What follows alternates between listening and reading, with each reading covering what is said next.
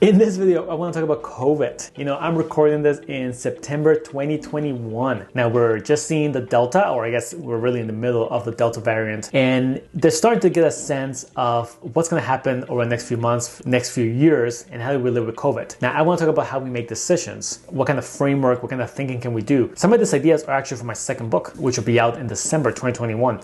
But let's jump right into it and think about how do we make better decisions in a COVID-19 world.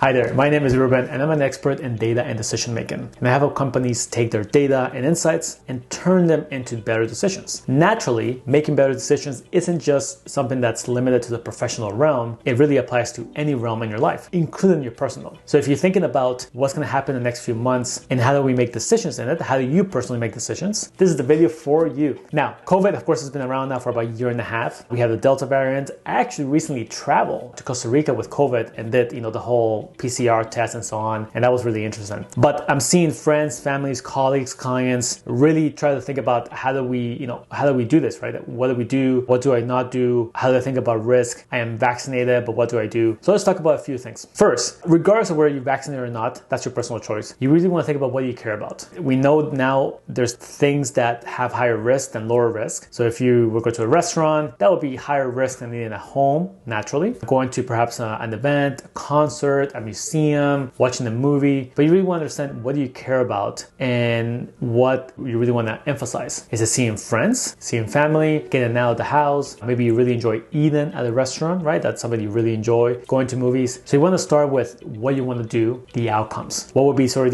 the ideal way to spend your time? Number two is really think about what you want to compromise. So naturally, if you want to see friends, but you don't feel comfortable going to restaurants, you might want to have dinner at your house. Kind of a very easy decision. If you don't want to cook, maybe you can find services that actually bring you the food and you just sort of heat it up. I belong to a social club that has a really fantastic food. They have in-house restaurants. And one of the things they did during the pandemic is they started creating this meal kits to go specifically. So they give you all the items and you just basically assemble it at home. So you go from having to cook for 2 hours to just having to do it in about 15 minutes and getting something that's really good. So that could be a compromise. You see your friends and you cook at home and maybe you get help for it. Maybe you really enjoy going to restaurants, so you're going to do that, but you'll compromise by maybe choosing specific restaurants or being more cautious when you're in there, right? Wearing the mask, sanitizing more often, maybe not doing certain things. Number three, I think just important is what doesn't bring value to you. Maybe in the past, you would go to the shopping mall when you had nothing to do, but you don't really enjoy it. So now you have to really think about and be much more intentional about what brings value and what doesn't. Maybe you don't really like concerts, but you used to go there just to kill time. But now, the risk may not be worth it for yourself. When I was in Costa Rica, it was really interesting. I was quite concerned about the virus. Not so much that I would get it and I would get sick. I think the odds of that happening to me are low. Not zero, but low. I was actually more concerned about testing positive for the virus and not being able to travel. So effectively, if you test positive, you cannot get on the plane. So I thought, man, I'm going to get stuck in Costa Rica, or I might get stuck here in Vancouver, or I might come to Vancouver, test positive, and then have to go to quarantine for 2 weeks. So that was actually my concern. But,